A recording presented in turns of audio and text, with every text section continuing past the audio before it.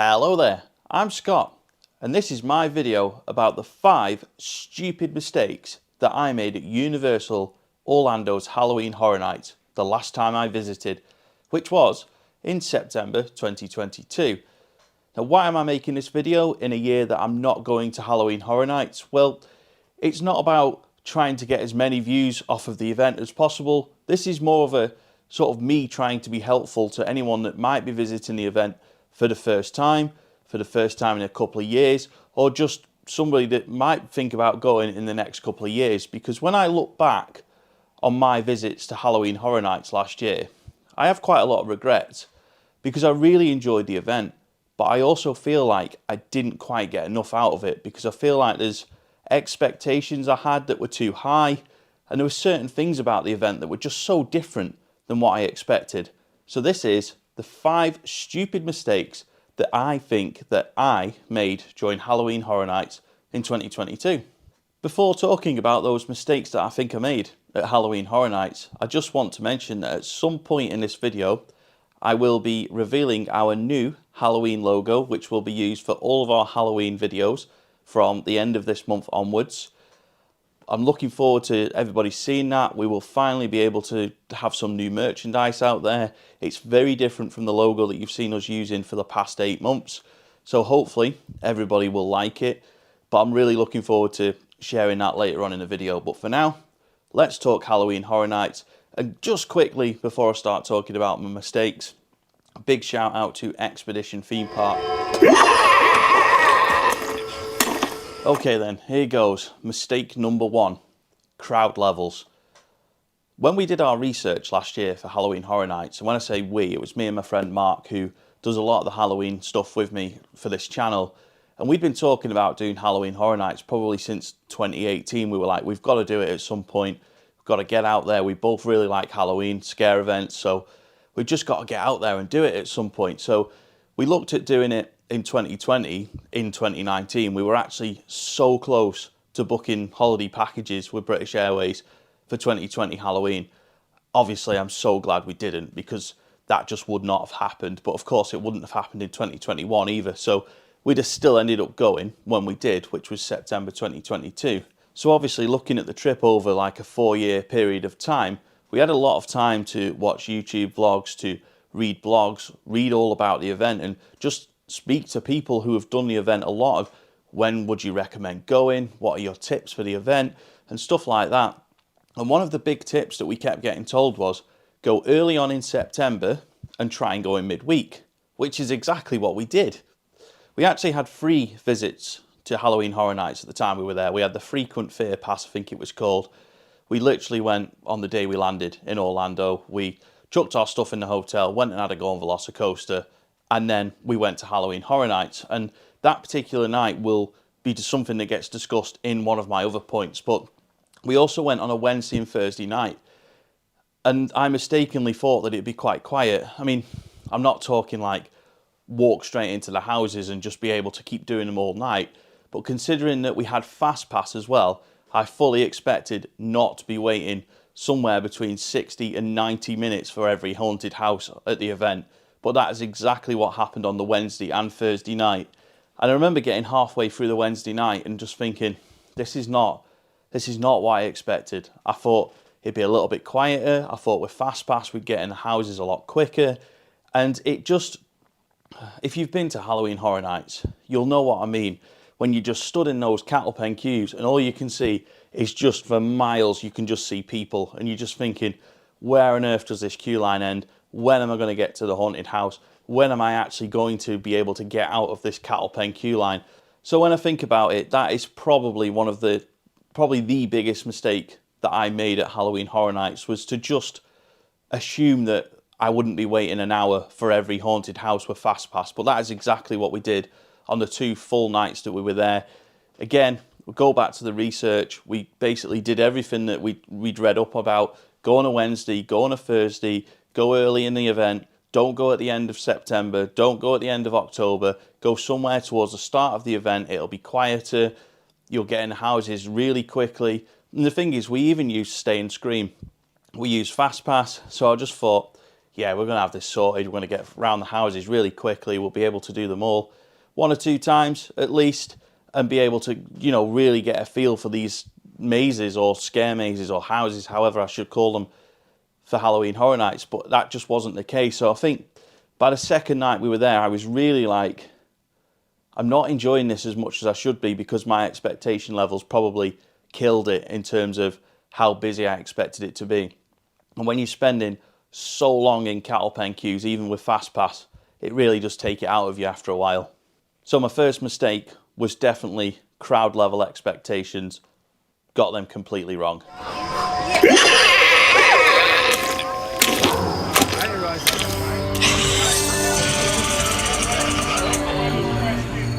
Mistake number 2, again, boils down to wrong expectations from me. And that expectation was the fear levels in the haunted houses at Halloween Horror Nights. Halloween Horror Nights is the home of fear. It is literally the Halloween event. Everybody that likes Halloween knows about this event. Everybody that likes scare events knows about Halloween Horror Nights. And because of that, my expectations for the scare mazes were so wrong, because I expected them to be like our scare mazes in the UK and like what they're like in Europe. I expected them to be very, very intense, full-on scares, no let-up of the scares, but I expected that in the incredible set pieces that are in all of the houses at Halloween Horror Nights, because let's be honest, the theming is out of this world. You'll never find a better themed scare maze than what you'll find at Halloween Horror Nights. But in terms of the scare levels, they just weren't there for me. I just didn't find them scary at all. So you might be wondering, then, why is this a mistake? Well, again, it boils down to expectations, and that's why I see it as a mistake in terms of how I look back on the event, because before we went to the event, I was expecting something a little bit like what I'm going to show on screen now in terms of the scares that we've had in more local and regional scare mazes. It was nothing like that. It was more like a show. It was theatrical. It was a case of, yes, I am in a scare maze. Yes, I am in a haunted house. Yes, I am in an incredibly immersive themed place, but it is not the terrifying experience that I expected, because the scares they're very sort of choreographed. They always do the same thing. The actors are great at what they do, but they don't do the same level of scares as what I was used to. And again, that boils down to my expectations and not what the event is like. At the time, I was disappointed, and I think when I look back now, I think I was disappointed because of my own expectations. I expected them to be scarier, I expected them to be more intense, but they weren't. They were more like a show, a theatrical experience in an incredibly themed area. Do I look back on that now and think, would I go again? Yes, I would go again, absolutely, because the next time I go to Halloween Horror Nights, I will have completely different expectations. So to summarise, the reason I see this as a mistake is because if I'd had different expectations, I would have enjoyed the event more at the time, rather than coming away from it thinking, well, it wasn't what I expected, and then months later going, well, actually, I wish I'd gone into it with a different mindset, because I would have enjoyed what is an incredible event even more than I did when I was there. Yes! Grow and spread Halloween, my minions! I am the Pumpkin Lord!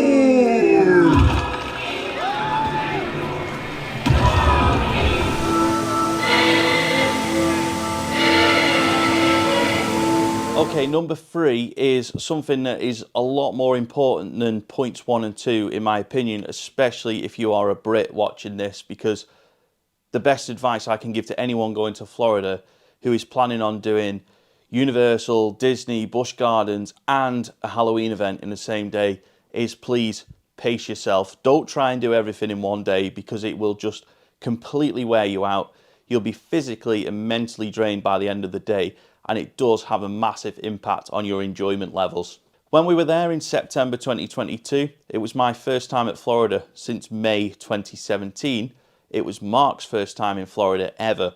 So we were both extremely eager to get on as many roller coasters, get to as many Halloween events, and do as much as we could in every single day we were there. The problem with that is we'd already had an action-packed year in terms of we'd done our own America event in June, where we'd had basically 2.5 weeks in America.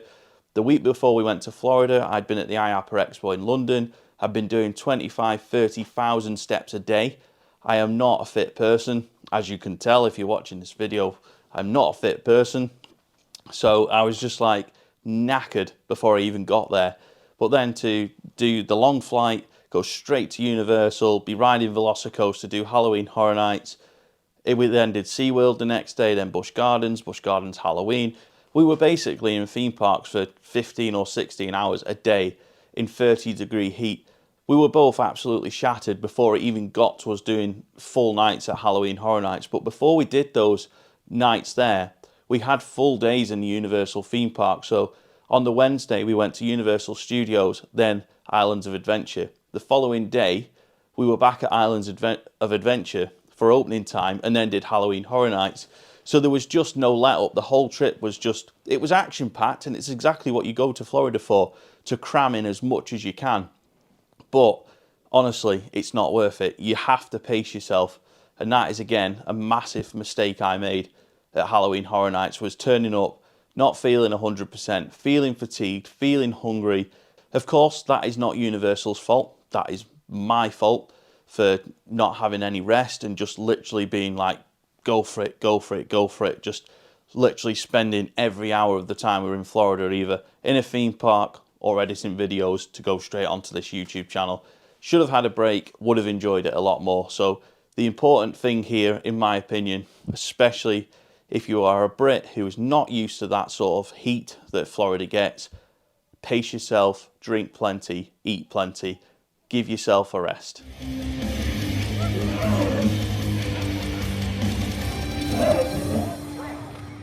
Wherever you are.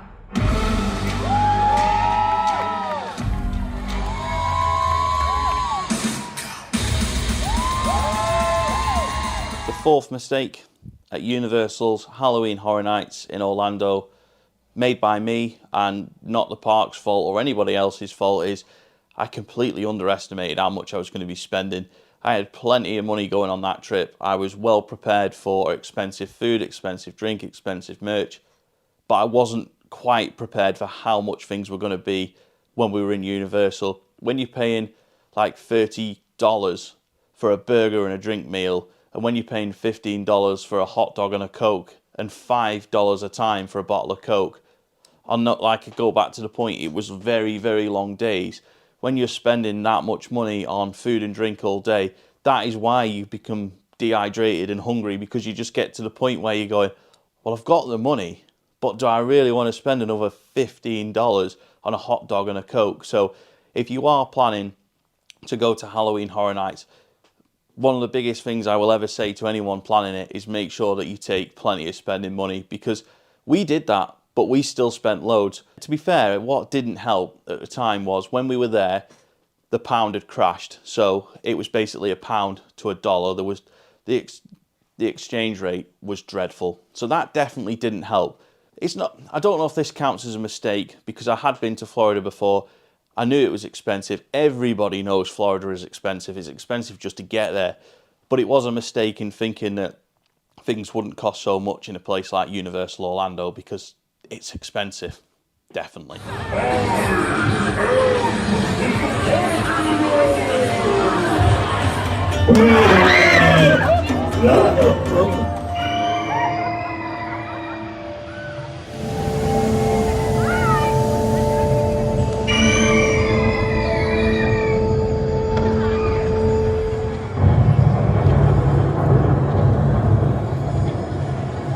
The fifth and final mistake that I think we made at Halloween Horror Nights was on our first night there. Like I said earlier in the video, we flew to Orlando, we chucked everything in the hotel, we went straight to Islands of Adventure, we did a couple of laps on Velocicoaster, and then we went and did Halloween Horror Nights, and we thought we'll go and check out the event, we'll have a look at the scare zones rather than doing the scare mazes or the haunted houses, and he'd absolutely been throwing it down, as it does in Florida. So we're walking around the event and we're going through the scare zones, and you can see all the props, but you're not seeing any actors, and it's like, well, where are the actors? The event's started, the event's on, the fog's there, the music's on, the mazes are open, where's the actors? and I'm not joking, we walked the full length of Universal Studios in terms of what was open. We were just doing loops around the park in the rain going, what's going on with these scare zones? Where are all the actors? We didn't realise until a couple of hours after the rain had stopped that when it rains, all of the scare zone actors are taken inside and they don't stay in the scare zones. So we were walking round and round and round looking for scare actors and interactions that we were never going to get because they weren't out. And in that time, we wasted probably an hour or two doing that when we probably could have been doing the scare mazes, which on that particular night weren't as busy as what it turned out to be on the Wednesday and Thursday that we went the following week. So that was a massive mistake that we made, and something that, again, if I was there, say this year or next year and it started raining, I'd be like, right, just go and do the mazes. Don't bother with the scare zone. So I was really surprised by that at the time. But when you look back on it, it probably makes sense. They're in costume.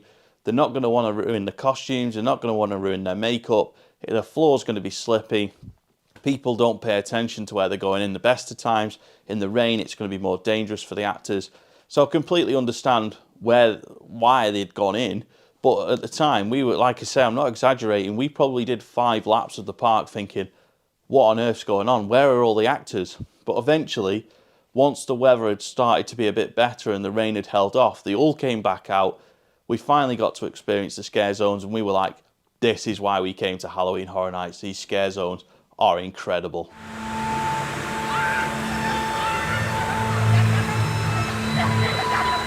So that's all 5 mistakes that I think that I made and that we made when we went to Halloween Horror Nights in September 2022.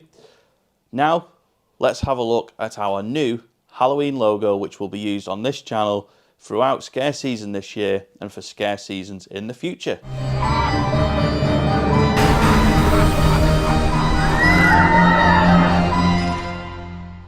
You may be familiar with that little jingle and the scenes behind the logo.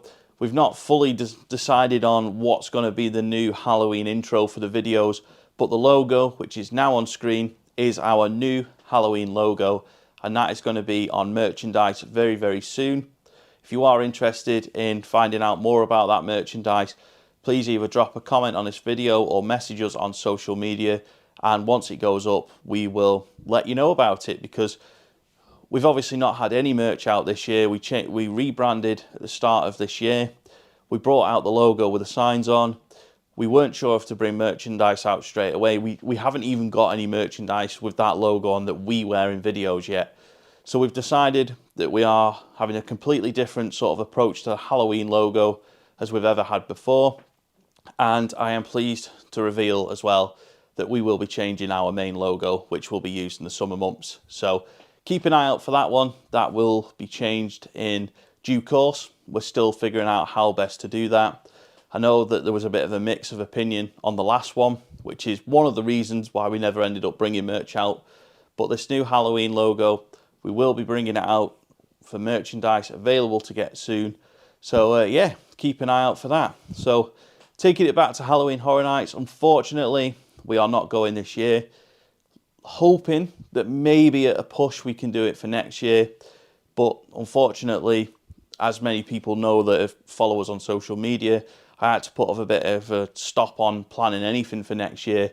But now, I'm now able to start planning stuff again. That's all for now. If you have enjoyed this video, please give it a like. If you've got any Halloween Horror Nights tips of your own, please let us know in the comments section below. That'd be great to read those and see maybe what we could do better the next time we go to Halloween Horror Nights. And of course, if you didn't get around to checking out our Florida videos from September 2022, I will put a link to those in the top of the screen, in the description, and of course at the end of this video. Many thanks for watching, and I'll see you next time.